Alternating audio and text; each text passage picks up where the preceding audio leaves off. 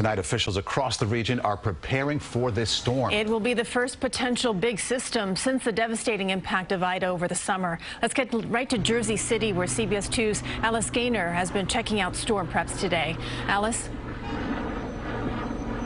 Christine and Maurice, you know, this week will mark 9 years since Superstorm Sandy hit the area, and folks around New Jersey and New York are still cleaning up from Ida. So a lot of precautions are in place to try to prevent any more damage. For example, here in Jersey City, just one of the things they're doing, they have these barricades at the ready. Once the waters start rising in flood-prone streets, they're going to place them out there in order to try and prevent drivers from driving through and getting stuck like so many did during Ida. In New York City, catch basins are cleared of debris. Same goes for Jersey City.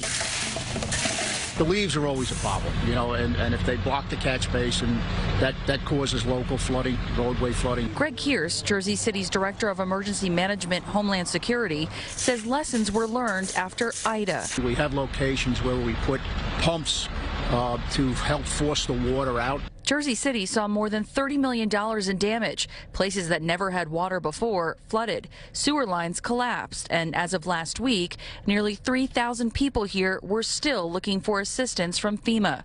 His big tip going into this storm? They see the barricades, not to try and drive through them or around them. During the tropical storm, we had over 100 cars that we had to pull out of the water, many of which contained people we had to rescue. Governor Murphy reminds, if you lose power, call your outage in to your provider and stay clear of any downed power lines. Over on Long Island, the Nassau County Office of Emergency Management has been activated, and we'll be closely monitoring high tide this evening through tomorrow. Nassau County exec Laura Curran gave a storm update at an event about the revitalization and storm mitigation project in Island Park, where innovative drainage systems will be installed. Back in New York City, the mayor says after Ida, the city is changing the ways it alerts people, especially after so many basement apartments flooded. He says they will enforce possible evacuations and travel bans if necessary. Hypervigilance is where we're going to be from now on in the city's history, but we'll give this report now and then any major changes. High winds are of concern to many. Forestry crews are on standby here in Jersey City. Also in Clifton, New Jersey, they are lowering the water levels in ponds over there.